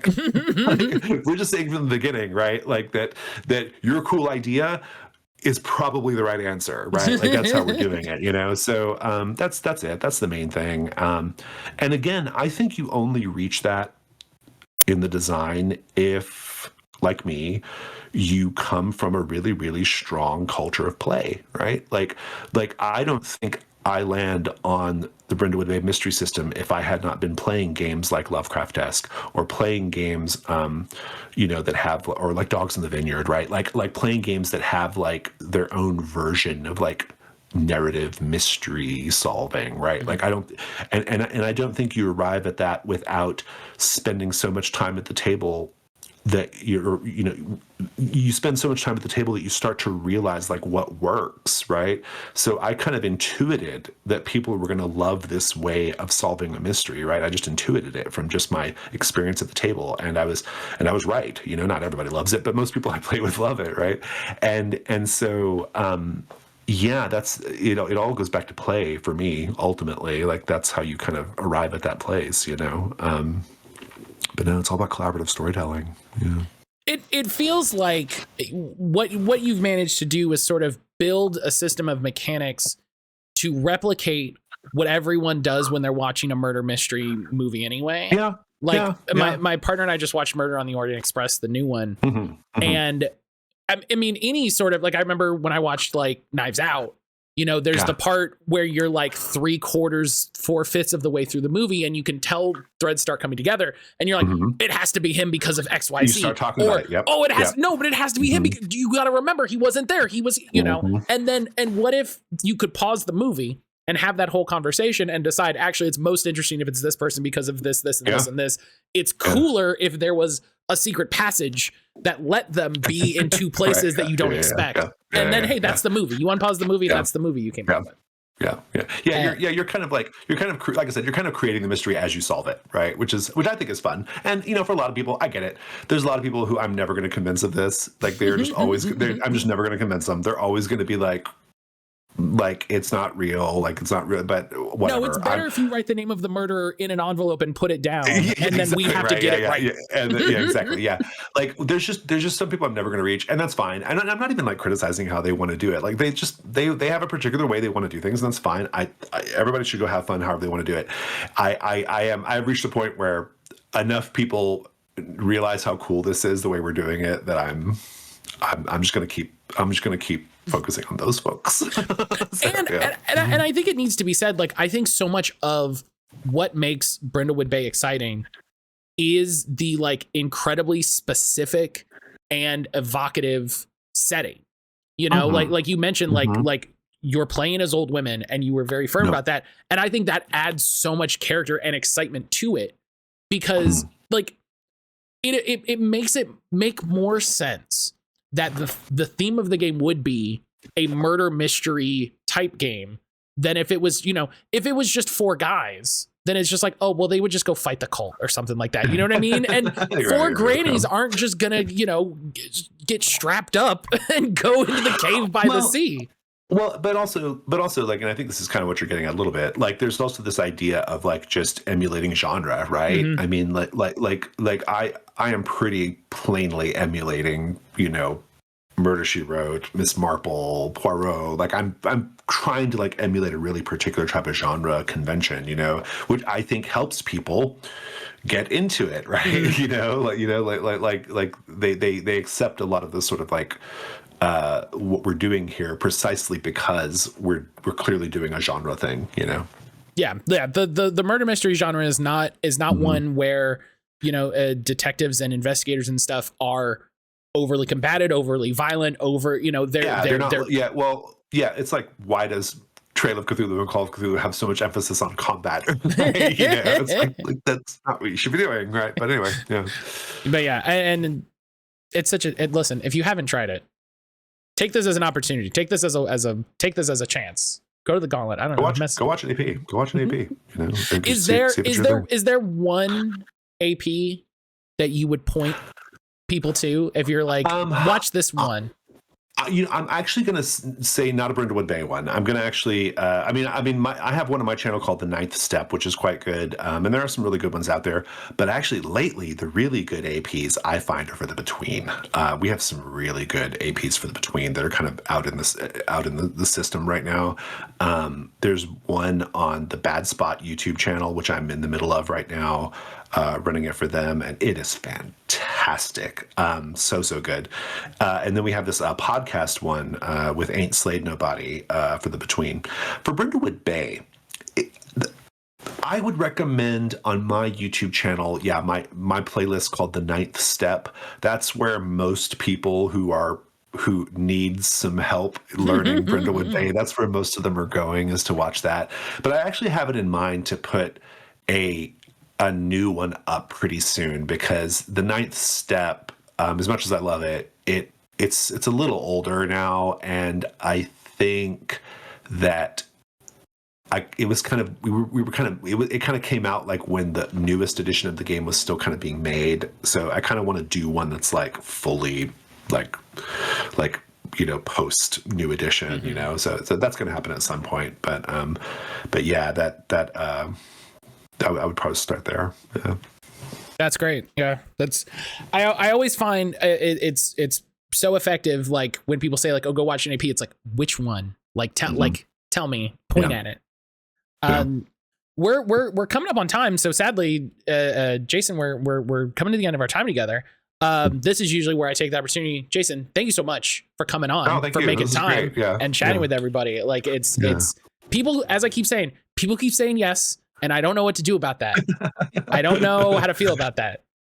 I will come on anytime. So, I have been brainstorming a thing, the idea for a shorter episode for people who have been on before, for sort of more like bite-sized. I don't know. I got to think about it. But I'll anytime. Always happy to have anybody. Yeah, it was a lot of fun. But so we have our two sort of final up things here. Jason, what is your homework for everybody? For people who don't know, homework is a thing. It's Jason's opportunity to just say, hey, here are things y'all should check out. Whether it's, his stuff, somebody else's stuff, games, movies, podcasts, whatever he thinks is exciting that he wants to get more eyes on. I do media recommendations on my podcast as well. So I've got a huge well of things to draw from. I read lots of books and watch lots of movies. I'm going to actually recommend that folks check out, there's this video, it's a series, I think you can get it on Blu-ray, but it's also on streaming somewhere. It's a 3-part documentary. It's a total of like 9 hours, I think.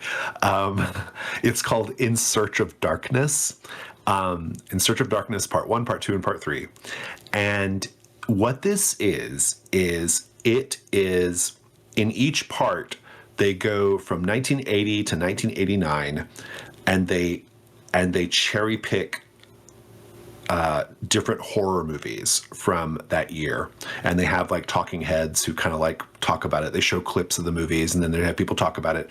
And then in between each year, they do like a topic where they do like a little kind of mini documentary about a particular topic in the horror in the horror genre of movies, right? And it's really terrific. It's such a great survey of 1980s horror.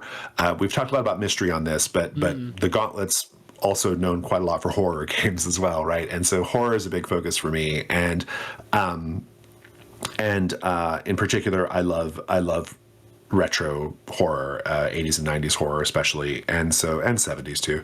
But In Search of Darkness, really fantastic. You can just kind of put these on and kind of let them play. You can get ideas for like movies to go watch. It's a great survey of the era of just like, of like well-known movies, but also lesser-known movies, and just a great conversation. If you are a horror head like I am, it is a fantastic series. I have them on Blu-ray. It's a great Blu-ray collection, and they're also doing one for the 90s, and I have not watched that one yet, but that's another thing, that In Search of Darkness. For books, I'm gonna recommend the books of Nick Cutter. Nick Cutter is a Canadian horror author who has written several books that are probably the one I'm going to recommend the most is called The Troop, but he wrote another one that's really quite good called Little Heaven, and his newest one is called The Queen. But what Nick Cutter does that's so great is Nick Cutter does this really great, like, you know how Stephen King does that thing where it's kind of all about like nostalgia and childhood, and like kind of the horror of that. Nick Cutter does that, but adds in like an incredible amount of body horror. so like, if you are just into really gruey, gnarly, nasty shit like I am, Nick Cutter, the books are very well written. The stories are great. That's his pseudonym. He has another name that he writes under, which I can't remember, but he's actually like a really like high-minded, like literary writer in his other life, but he brings his talent to horror. So they're really beautifully written books that are also really nasty. They're just so disgusting and nasty. And I love a nasty, disgusting book. Related to that, there is this really fantastic set of books that was put out a couple years ago by Valancourt, these reissues called Paperbacks from Hell. And the Paperbacks from Hell reissues, these were horror novels from the 1970s that are pretty trashy, if I'm being honest, but I like a little bit of trash. Pretty trashy, but Grady Hendrix and I can't remember who the other guy was, but they curated this selection of long out-of-print horror books from the 1970s that were paperback only, and rechristened them the Paperbacks from Hell. And these are some good books. Like, if you're like me and you like a nasty little horror book, like it's so good. So yeah, that's my other book recommendation, for sure. And also for a newer thing, if you haven't seen Sinners, go watch Sinners. Sinners is so great. We've like we have 2 movie theaters, and I gotta make time. Go watch Sinners. Sinners is so good. It's so great. It didn't quite stick the landing for me, but that does not take away from the fact that the movie is amazing. Such a cool movie. Yeah. A life thing. We have a 4K TV that the imager like burned out, and I need to go get it replaced. And it's one of those things where since it's in my office where my wife works, I never see it. And I actually told her over the weekend, like, I went in there to vacuum and I was like, oh yeah, right, the TV. Oh shit, I never see it. But yeah, when I got to get that fixed, because there's like so many movies. We finished Severance last night. Love Severance. And then we started poking around on other things on Apple Plus, and I was like, watch this in 4K. This would be nice. Okay. Severance was so good, huh? Oh man, that's so Severance was good. There's some narrative threads there's some things I would have changed that I think would have made it a nice through line, but they've still got me. Like, it's still good. It's still good. Like, but it's like all 3 seasons have been like, they've reached kind of a point where I am almost like, I am not. Like, you need to get to the point, because I am not buying this premise much longer. Like, I am this close to getting off the bus, and then they do something that just pulls me right back, and I'm like, and then I did it for the rest of the season. Yeah. If nothing else, they have managed to capture that feeling that I had like from the early seasons of Lost, where you're just you don't know what's happening, and you're just kind of floating along for the ride, and that's great, and you love it, and like that's I'll be curious to see how long they can hold it up. Because Lost, of course, got away from them, right? And I fear that. I fear that's going to happen with Severance too, but I think if they kind of wrap up Severance in the next season or two, I think it will be okay. I think Severance has 2 more seasons before they're going to start to really stretch. And I would so much rather them have 1 more season and just crush it and be done than anything. That's what Schitt's Creek did. Schitt's Creek, they got out at the exact right moment. They were like, you know what, we've done everything we're going to do here. We're going to end on a high. More shows need to do that. That's been my big critique, even before streaming kind of ruined how a season works anyway.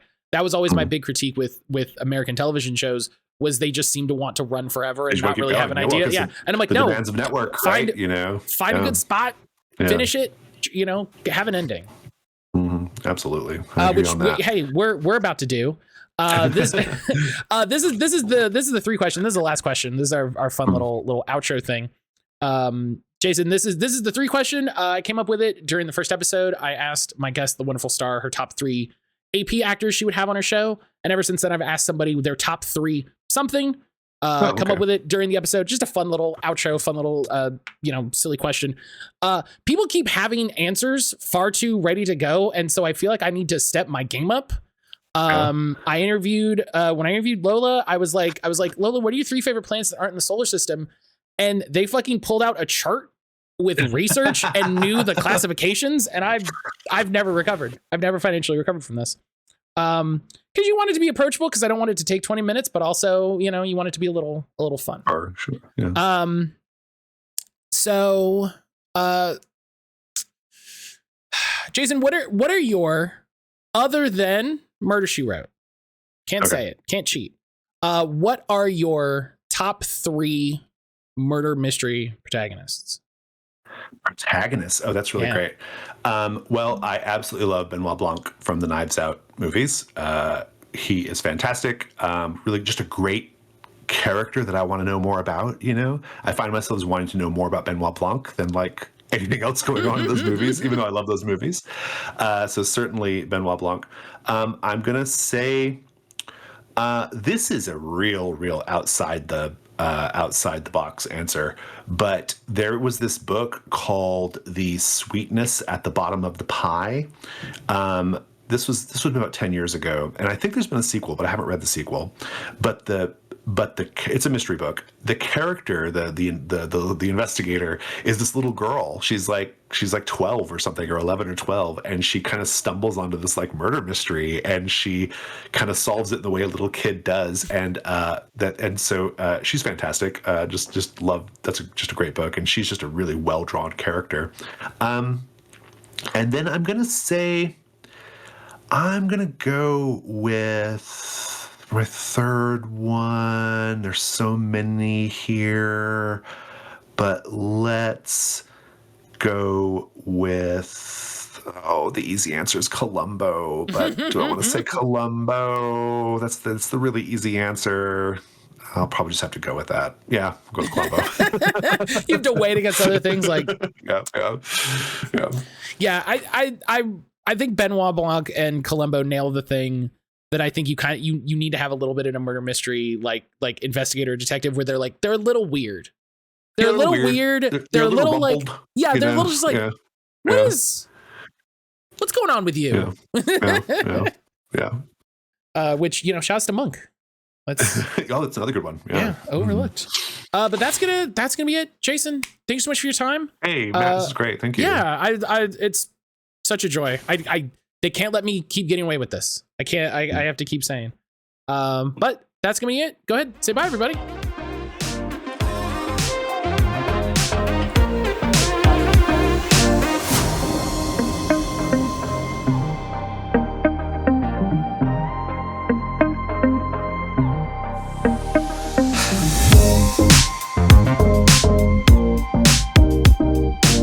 All right, that's the interview. That's another episode done. I want to thank Jason so much for coming on the podcast. It was fantastic to get to connect with him, and I'll be honest, I was a little starstruck when he said he remembered me from the G+ days. As always, you can find all the links to Jason's stuff in the show notes. Obviously, gauntletrpg.com is going to be the best place to go.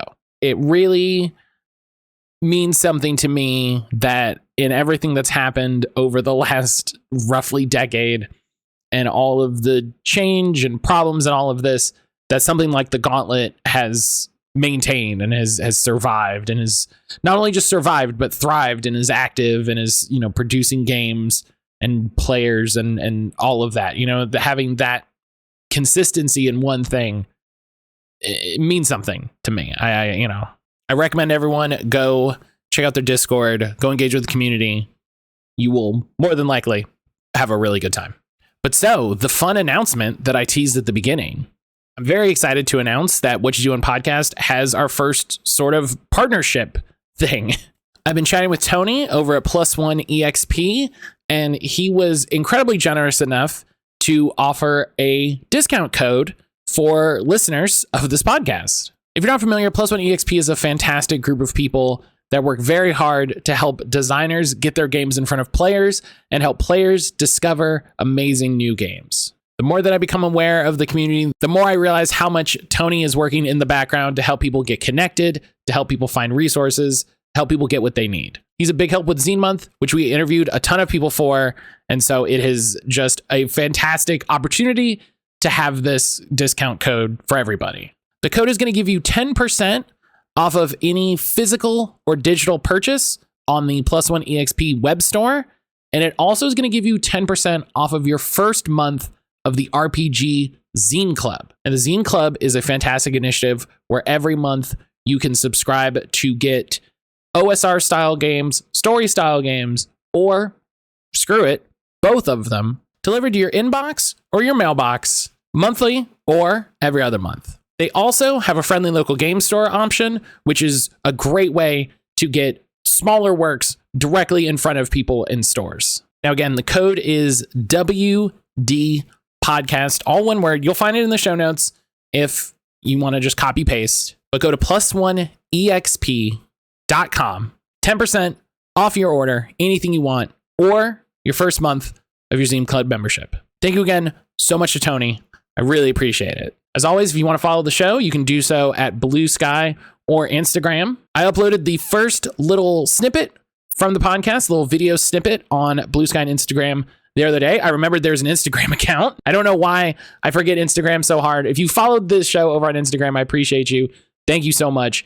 I will endeavor to try harder. If you've got a little extra money in your pocket, you can swing by the Patreon. You can help me cover the hosting fees. I'm going to start working on getting everything uploaded to the Patreon, all of the audio and video releases. So that will be the sort of one-stop shop for everything if you don't want to deal with RSS feeds or YouTube or whatever. But as always, I appreciate everybody just for listening. As always, I've got another great episode to go work on.